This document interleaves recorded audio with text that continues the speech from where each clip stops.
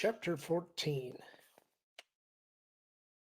One of the first minor truths about interstellar flight that any observant traveler learned was that a planet seen from space almost never looked anything at all like the official maps of it.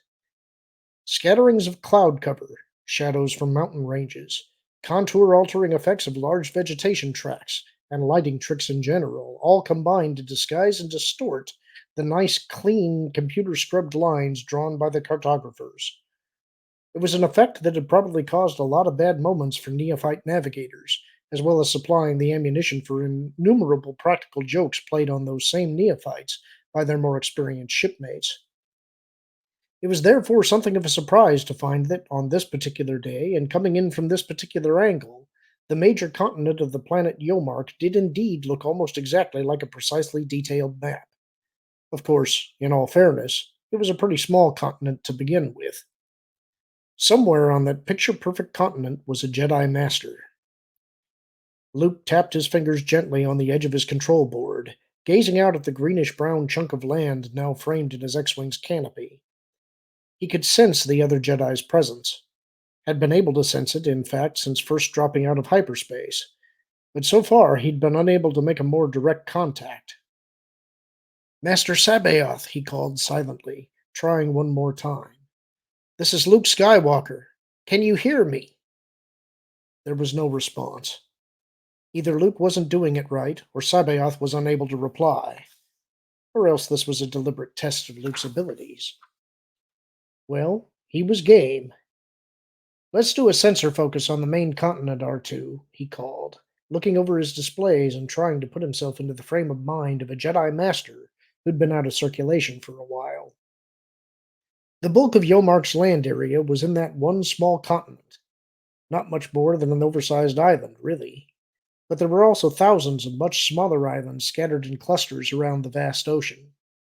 Taken all together, there were probably close to 300,000 square kilometers of dry land, which made for an awful lot of places to guess wrong. Scan for technology, and see if you can pick out the main population centers. R2 whistled softly to himself as he ran the X Wing sensor readings through his programmed lifeform algorithms. He gave a series of beeps, and a pattern of dots appeared superimposed on the scope image. Thanks, Luke said, studying it. Not surprisingly, most of the population seemed to be living along the coast, but there were a handful of other, smaller centers in the interior as well, including what seemed to be a cluster of villages near the southern shore of an almost perfectly ring-shaped lake. He frowned at the image, keyed for a contour overlay. It wasn't just an ordinary lake he saw now, but one that had formed inside what was left of a cone-shaped mountain, with a smaller cone making a large island in the center. Probably volcanic in origin, given the mountainous terrain around it. A wilderness region thick with mountains, where a Jedi Master could have lived in privacy for a long time, and a cluster of villages nearby where he could have emerged from his isolation when he was finally ready to do so. It was as good a place to start as any. Okay, R2. Here's the landing target, he told the droid, marking it on his scope. I'll take us down. You watch the sensors and let me know if you spot anything interesting. R2 beeped a somewhat nervous question. Yes, or anything suspicious, Luke agreed. R2 had never fully believed that the Imperial attack on them the last time they'd tried to come here had been purely coincidence. They dropped in through the atmosphere, switching to repulsor lifts about halfway down and leveling off just below the tops of the highest mountains. Seen up close, the territory was rugged enough, but not nearly as desolate as Luke had first thought. Vegetation was rich down in the valley areas between mountains, though it was sparse on the rocky sides of the mountains themselves. Most of the gaps they flew over seemed to have at least a couple of houses nestled into them, and occasionally even a village that had been too small for the X Wing's limited sensors to notice. They were coming up on the lake from the southwest when R2 spotted the mansion perched up on the rim. Never seen a design like that before, Luke commented. You getting any life readings from it? R2 warbled a moment. Inconclusive. Well, let's give it a try, Luke decided, keying in the landing cycle. If we're working, at least it'll be a downhill walk to everywhere else. The mansion was set into a small courtyard bordered by a fence that appeared more suited for decoration than defense. Killing the X-Wing's forward velocity, he swung the ship parallel to the fence and set it down a few meters outside its single gate. He was in the process of shutting down the systems when R2's trilled warning made him look up again. Standing just outside the gate, watching them, was the figure of a man. Luke gazed at him, heart starting to beat a little harder. The man was old, obviously. The gray-white hair and long beard that the mountain winds were blowing half across his lined face were evidence enough of that. But his eyes were keenly alert, his posture straight and proud, and unaffected by even the harder gusts of wind, and the half-open brown robe revealed a chest that was strongly muscled. "Finish shutting down, R2," Luke said, hearing the slight quaver in his voice as he slipped off his helmet and popped the X-Wing's canopy. Standing up, he vaulted lightly over the cockpit side to the ground. The old man hadn't moved. Taking a deep breath, Luke walked over to him. "Master Sabaoth," he said, bowing his head slightly. "I'm Luke Skywalker." The other smiled faintly. "Yes," he said. "I know. Welcome to Jomark." "Thank you," Luke said, letting his breath out in a quiet sigh. At last. It had been a long and circuitous journey, what with the unscheduled stopovers at Merker and Sluice Van, but at last he'd made it. Sabaoth might have been reading his mind. Perhaps he was. "I expected you long before now," he said reproachfully. "Yes, sir," Luke said. "I'm sorry. Circumstances lately have been rather out of my control." "Why?" Sabaoth countered. The question took Luke by surprise. "I don't understand." The other's eyes narrowed slightly. "What do you mean you don't understand?" he demanded. "Are you or are you not a Jedi?" "Well, yes." "Then you should be in control," Sabaoth said firmly. "In control of yourself, in control of the people and events around you, always." "Yes, Master," Luke said cautiously, trying to hide his confusion. The only other Jedi Master he'd ever known had been Yoda, but Yoda had never talked like this. For another moment, Sabaoth seemed to study him. Then, abruptly, the hardness in his face vanished. "But you have come," he said, the lines in his face shifting as he smiled. "That's the important thing. They weren't able to stop you." "No," Luke said. "They tried, though. I must have gone through 4 Imperial attacks since I started out this way." Sabaoth looked at him sharply. "Did you now? Were they directed specifically at you?" "One of them was," Luke said. "For the others, I just happened to be in the wrong place at the wrong time. Or maybe the right place at the right time," he corrected. The sharp look faded from Sabaoth's face, replaced by something distant. "Yes," he murmured, gazing into the distance toward the edge of the cliff and the ring-shaped lake far below. "The wrong place at the wrong time. The epitaph of so many Jedi." He looked back at Luke. "The Empire destroyed them, you know." "Yes, I know," Luke said. "They were hunted down by the Emperor and Darth Vader." "And one or two other dark Jedi with them," Sabaoth said grimly. His gaze turned inward. "Dark Jedi like Vader. I fought the last of them on—" He broke off, shaking his head slowly. "So long ago." Luke nodded uncomfortably, feeling as if he were standing in loose sand. All these strange topic and mood shifts were hard to follow. Result of Sabaoth's isolation? Or was this another test, this time of Luke's patience? "A long time ago," he agreed. "But the Jedi can live again. We have a chance to rebuild." Sabaoth's attention returned to him. "Your sister," he said. "Yes. She'll be giving birth to Jedi twins soon." "Potential Jedi, anyway," Luke said, a little surprised that Sabaoth had heard about Leia's pregnancy. The New Republic's publicists had given the news wide dissemination, but he'd have thought Yomark too far out of the mainstream to have picked up on it. The twins are the reason I came here, in fact. No, Sabaoth said. The reason you came here was because I called you. Well, yes, but there are no buts, Jedi Skywalker, Sabaoth cut him off sharply. To be a Jedi is to be a servant of the Force.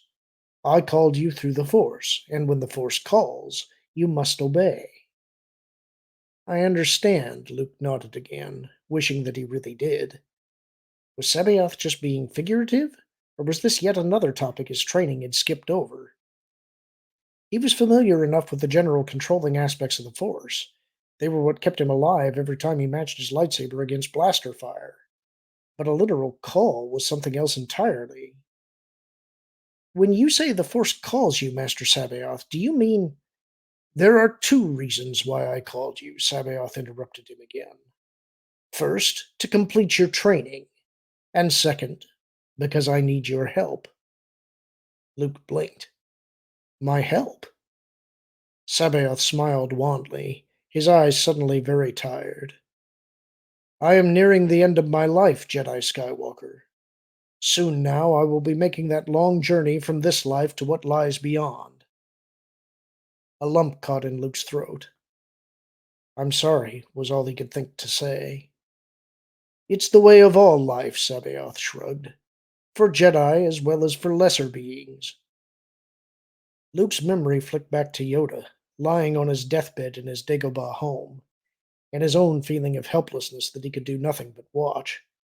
It was not an experience he really wanted to go through again. How can I help? He asked quietly. By learning from me, Sabaoth said. Open yourself to me. Absorb from me my wisdom and experience and power. In this way will you carry on my life and work.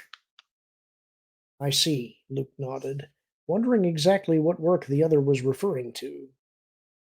You understand, though, that I have work of my own to do. And are you prepared to do it? Sabaoth said, arching his eyebrows. Fully prepared.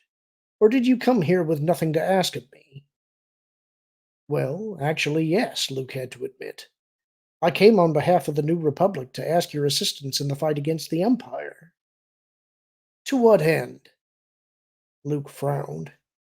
He'd have thought the reasons self-evident. The elimination of the Empire's tyranny, the establishment of freedom and justice for all the beings of the galaxy. Justice. Sabaoth's lip twisted. Do not look to lesser beings for justice, Jedi Skywalker. He slapped himself twice on the chest, two quick movements of his fingertips. We are the true justice of this galaxy. We, too, and the new legacy of Jedi that we will forge to follow us. Leave the petty battles to others and prepare yourself for that future. I... Luke floundered, searching for a response to that. What is it your sister's unborn twins need? Sabaoth demanded. They need... Well, they're someday going to need a teacher, Luke told him, the words coming out with a strange reluctance.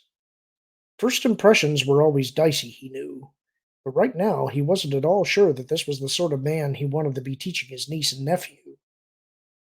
Sabaoth seemed to be too mercurial, almost on the edge of instability. It's sort of been assumed that I'd be teaching them when they're old enough, like I'm teaching Leia. The problem is that just being a Jedi doesn't necessarily mean you can be a good teacher. He hesitated. Obi-Wan Kenobi blamed himself for Vader's turn to the dark side. I don't want that to happen to Leia's children. I thought maybe you could teach me the proper methods of Jedi instruction. A waste of time, Sabaoth said with an offhanded shrug. Bring them here. I'll teach them myself. Yes, Master, Luke said, picking his words carefully. I appreciate the offer, but as you said, you have your own work to do. All I really need are some pointers. And what of you, Jedi Skywalker? Sabaoth interrupted him again. Have you yourself no need of further instruction? In matters of judgment, perhaps? Luke gritted his teeth. This whole conversation was leaving him feeling a lot more transparent than he really liked.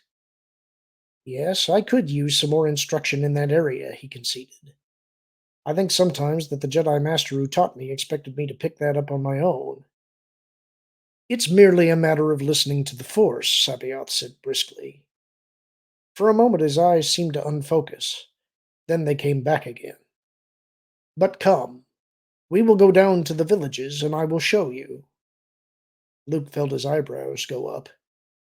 Right now? Why not? Sabaoth shrugged. I have summoned a driver. He will meet us on the road. His gaze shifted to something over Luke's shoulder. No, stay there, he snapped. Luke turned.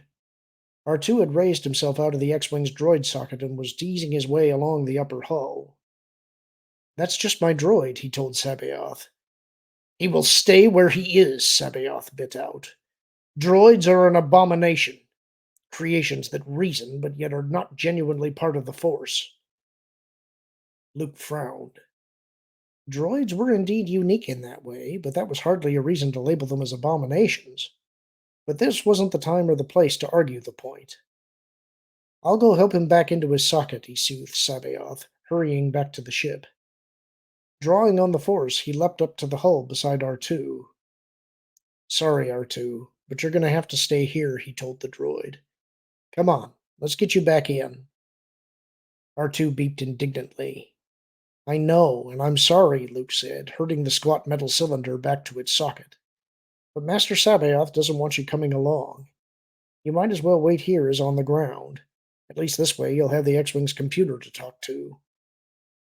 The droid warbled again, a plaintive and slightly nervous sound this time. No, I don't think there's any danger, Luke assured him. If you're worried, you can keep an eye on me through the X-Wing sensors. He lowered his voice to a murmur. And while you're at it, I want you to start doing a complete sensor scan of the area.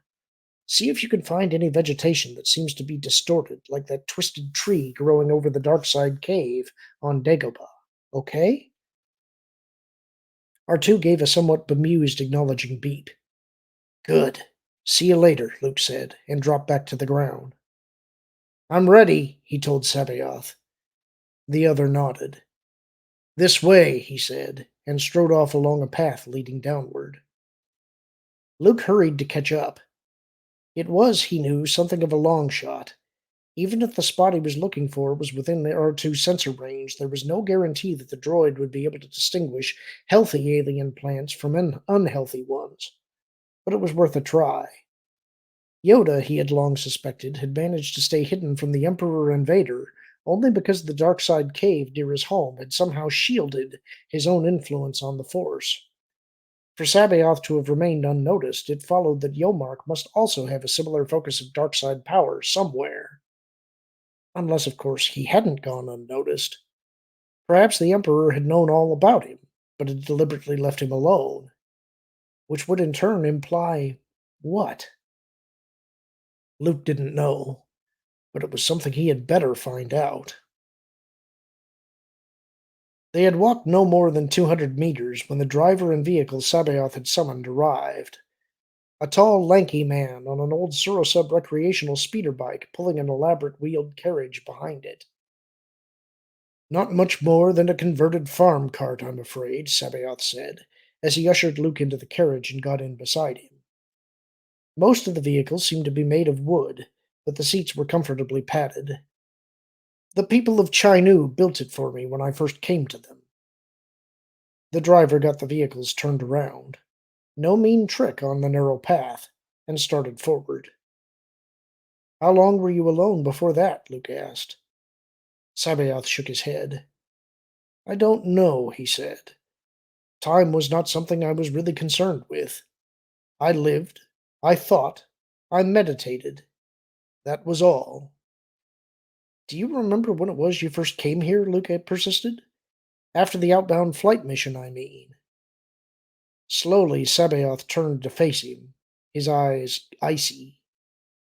Your thoughts betray you, Jedi Skywalker, he said coldly. You seek reassurance that I was not a servant of the Emperor. Luke forced himself to meet that gaze. The master who instructed me told me that I was the last of the Jedi, he said. He wasn't counting Vader and the Emperor in that list. And you fear that I'm a dark Jedi, as they were? Are you? Sabaoth smiled, and to Luke's surprise, actually chuckled. It was a strange sound coming out of that intense face. Come now, Jedi Skywalker, he said. Do you really believe that Jorus Sabaoth, would ever turn to the dark side? The smile faded.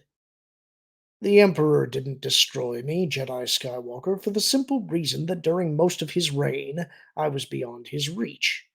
And after I returned, he shook his head sharply. There is another, you know. Another besides your sister. Not a Jedi. Not yet. But I felt the ripples in the Force, rising and then falling. Yes, I know who you're talking about, Luke said. I've met her. Sabaoth turned to him, his eyes glistening. You've met her? He breathed. Well, I think I have, Luke amended. I suppose it's possible there's someone else out there who. What is her name? Luke frowned, searching Sabaoth's face and trying unsuccessfully to read his sense. There was something there he didn't like at all. She called herself Mara Jade, he said. Sabaoth leaned back into the seat cushions, eyes focused on nothing. Mara Jade, he repeated the name softly. Tell me more about the outbound flight project, Luke said, determined not to get dragged off the topic. You set off from Yaga Minor, remember, searching for other life outside the galaxy. What happened to the ship and the other Jedi Masters who were with you? Sabaoth's eyes took on a faraway look. They died, of course, he said, his voice distant. All of them died. I alone survived to return. He looked suddenly at Luke. It changed me, you know. I understand, Luke said quietly. So that was why Sabaoth seemed so strange. Something had happened to him on that flight. Tell me about it. For a long moment, Sabaoth was silent. Luke waited, jostled by the bumps as the carriage wheels ran over the uneven ground. No, Sabaoth said at last, shaking his head. Not now. Perhaps later. He nodded towards the front of the carriage. We are here. Luke looked. Ahead he could see half a dozen small houses, with more becoming visible as the carriage cleared the cover of the trees. Probably 50 or so all told. Small, neat little cottages that seemed to combine natural building elements with selected bits of more modern technology. About 20 people could be seen moving about at various tasks. Most stopped what they were doing as the speeder bike and carriage appeared. The driver pulled to roughly the center of the village and stopped in front of a throne-like chair of polished wood, protected by a small dome-roofed pavilion. I had it brought down from the high castle, Sabaoth explained, gesturing to the chair. I suspect it was a symbol of authority to the beings who carved it. What's it used for now? Luke asked. The elaborate throne seemed out of place somehow in such a casually rustic setting as this. It's from there that I usually give my justice to the people, Sabaoth said, standing up and stepping out of the carriage. But we will not be so formal today. Come. The people were still standing motionless, watching them. Luke reached out with the Force as he stepped out beside Sabaoth, trying to read their overall sense. It seemed expectant, perhaps a little surprised, definitely awed. There didn't seem to be any fear, but there was nothing like affection either. How long have you been coming here? He asked Sabaoth. Less than a year, Sabaoth said, setting off casually down the street. They were slow to accept my wisdom, but eventually I persuaded them to do so. The villagers were starting to return to their tasks now, but their eyes still followed the visitors. What do you mean persuaded them? Luke asked. I showed them that it was in their best interests to listen to me, Sabaoth gestured to the cottage just ahead. Reach out your senses, Jedi Skywalker. Tell me about that house and its inhabitants. It was instantly apparent what Sabaoth was referring to. Even without focusing his attention on the place, Luke could feel the anger and hostility boiling out of it. There was a flicker of something like murderous intent. "Uh-oh," he said. "Do you think we should—" "Of course we should," Sabaoth said. "Come." He stepped up to the cottage and pushed open the door. Keeping his hand on his lightsaber, Luke followed. There were two men standing in the room, one holding a large knife towards the other, both frozen in place as they stared at the intruders. "Put the knife down, Tarm," Sabaoth said sternly. "Svan, you will likewise lay aside your weapon." Slowly, the man with the knife laid it on the floor. The other looked at Sabaoth, back at his now unarmed opponent. "I said lay it aside," Sabaoth snapped. The man cringed back, hastily pulled a small slug thrower from his pocket, and dropped it beside the knife. "Better," Sabaoth said, his voice calm but with a hint of the fire still there. "Now explain yourselves." The story came out in a rush from both men at once, a loud and confusing babble of charges and countercharges about some kind of business deal gone sour. Sabaoth listened silently, apparently having no trouble following the windstorm of fact and assumption and accusation. Luke waited beside him, wondering how he was ever going to untangle the whole thing. As near as he could understand it, both men seemed to have equally valid arguments. Finally, the men ran out of words. "Very well," Sabaoth said. "The judgment of Sabaoth is that Svan will pay to Tarm the full wages agreed upon." He nodded at each man in turn. "The judgment will be carried out immediately." Luke looked at Sabaoth in surprise. "That's all?" he asked. Sabaoth turned a steely gaze at him. "You have something to say?" Luke glanced back at the two villagers, acutely aware that arguing the ruling in front of them might undermine whatever authority Sabaoth had built up here. "I just thought that more of a compromise might be in order." "There is no compromise to be made," Sabaoth said firmly. "Svan is at fault, and he will pay." "Yes, but—" Luke caught the flicker of sense a half-second before Svan dived for the slug thrower. With a single smooth motion, he had his lightsaber free of his belt and ignited it, but Sabaoth was faster. Even as Luke's green-white blade snapped into existence, Sabaoth raised his hand, and from his fingertips flashed a sizzling volley of all too well-remembered blue lightning bolts. Svan took the blast full in the head and chest, snapping over backwards with a scream of agony. He slammed into the ground, screaming again as Sabaoth sent a second blast at him. The slug thrower flew from his hand, its metal surrounded for an instant by a blue-white coronal discharge. Sabaoth lowered his hand, and for a long moment the only sound in the room was a soft whimpering from the man on the floor. Luke stared at him in horror, the smell of ozone wrenching at his stomach. "Sabaoth, you will address me as master," the other cut him off quietly. Luke took a deep breath, forcing calm into his mind and voice. Closing down his lightsaber, he returned it to his belt and went over to kneel beside the groaning man. He was obviously still hurting, but aside from some angry red burns on his chest and arms, he didn't seem to be seriously hurt. Laying his hand gently on the worst of the burns, Luke reached out with the Force, doing what he could to alleviate the other's pain. "Jedi Skywalker," Sabaoth said from behind him. "He is not permanently damaged. Come away." Luke didn't move. "He's in pain." "That is as it should be," Sabaoth said. "He required a lesson, and pain is the one teacher no one will ignore. Now come away." For a moment Luke considered disobeying. Svan's face and sense were in agony. "Or would you have preferred that Tarm lie dead now?" Sabaoth added. Luke looked at the slug thrower lying on the floor, then at Tarm standing stiffly with wide eyes and face the color of dirty snow. "There were other ways to stop him," Luke said, getting to his feet. "But none that he will remember longer." Sabaoth's eyes locked with Luke's. Remember that, Jedi Skywalker.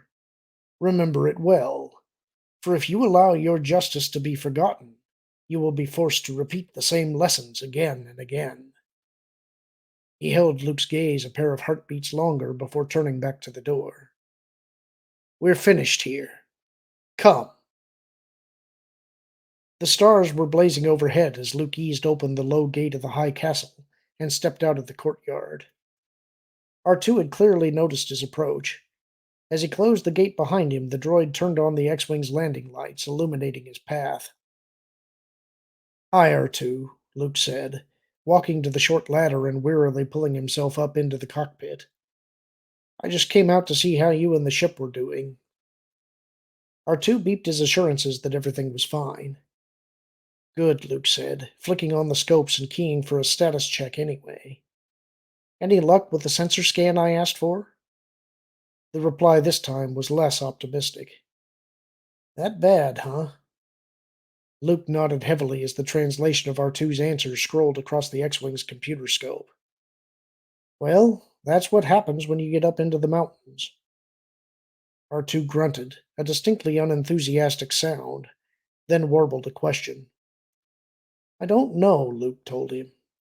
A few more days at least. Maybe longer if he needs me to stay. He sighed. I don't know, R2. I mean, it's just never what I expect. I went to Dagobah expecting to find a great warrior, and I found Master Yoda. I came here expecting to find someone like Master Yoda, and instead I got Master Sabaoth. R2 gave a slightly disparaging gurgle, and Luke had to smile at the translation. Yes, well, don't forget that Master Yoda gave you a hard time that first evening, too, he reminded the droid, wincing a little himself at the memory. Yoda had also given Luke a hard time at that encounter. It had been a test of Luke's patience and of his treatment of strangers, and Luke had flunked it, rather miserably. R2 warbled a point of distinction. No, you're right. Luke had to concede. Even while he was still testing us, Yoda never had the kind of hard edge that Sabaoth does. He leaned back again in his headrest, staring past the open canopy as the mountain tops of the distant stars beyond them. He was weary, wearier than he'd been probably since the height of that last climactic battle against the Emperor. It had been all he could do to come out here to check on R2. I don't know, R2. He hurt someone today. Hurt him a lot. And he pushed his way into an argument without being invited, and then forced an arbitrary judgment on the people involved, and he waved a hand helplessly. I just can't see Ben or Master Yoda acting that way. But he's a Jedi, just like they were. So which example am I supposed to follow? The droid seemed to digest that. Then, almost reluctantly, he trilled again. That's the obvious question, Luke agreed. But why would a dark Jedi of Sabaoth's power bother playing games like this? Why not just kill me and be done with it? R2 gave an electronic grunt, a list of possible reasons scrolling across the screen. A rather lengthy list. Clearly, the droid had put a lot of time and thought into the question. I appreciate your concerns, R2, Luke soothed him, but I really don't think he's a dark Jedi. He's erratic and moody, but he doesn't have the same sort of evil aura about him that I could sense in Vader and the Emperor. He hesitated. This wasn't going to be easy to say. I think it's more likely that Master Sabaoth is insane. It was possibly the first time Luke had ever seen R2 actually startled speechless. For a minute, the only sound was the whispering of the mountain winds playing through the spindly trees surrounding the high castle. Luke stared at the stars and waited for R2 to find his voice. Eventually, the droid did. No, I don't know for sure how something like that could happen, Luke admitted as the question appeared on his screen. But I've got an idea. He reached up to lace his fingers behind his neck, the movement easing the pressure in his chest. The dull fatigue in his mind seemed to be matched by an equally dull ache in his muscles, the kind he sometimes got if he went through an overly strenuous workout. Dimly, he wondered if there was something in the air that the X-Wing's biosensors hadn't picked up on. You never knew, but right after Ben was cut down, back on the first Death Star, I found out that I could sometimes hear his voice in the back of my mind. By the time the Alliance was driven off Hoth, I could see him, too. R2 twittered. Yes, that's who I sometimes talk to on Dagobah, Luke confirmed.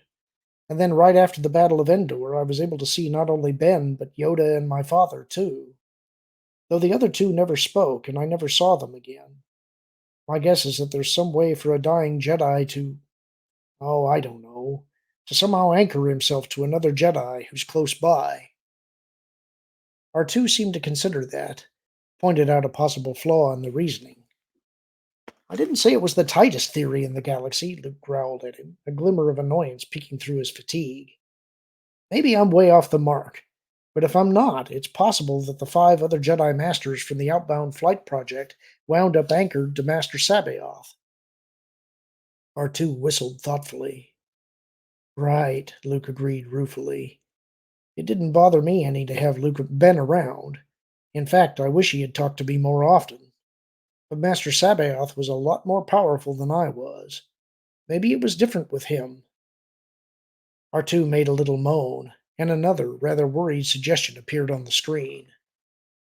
I can't just leave him, R2, Luke shook his head tiredly. Not with him like this. Not when there's a chance I can help. He grimaced, hearing in the words a painful echo of the past. Darth Vader, too, had needed help, and Luke had similarly taken on the job of saving him from the dark side, and had nearly gotten himself killed in the process. What am I doing? He wondered silently. I'm not a healer. Why do I keep trying to be one? Luke? With an effort, Luke dragged his thoughts back to the present. I've got to go, he said, levering himself out of the cockpit seat. Master Sabaoth's calling me. He shut down the displays, but not before the translation of R2's worried jabbering scrolled across the computer display.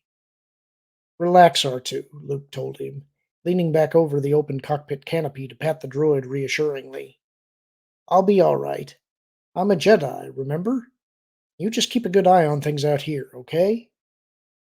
The droid trilled mournfully as Luke dropped down the ladder and onto the ground. He paused there, looking at the dark mansion, lit only by the backwash of the X-Wing's landing lights, wondering if maybe R2 was right about them getting out of here. Because the droid had a good point. Luke's talents didn't lead toward the healing aspects of the Force. That much he was pretty sure of.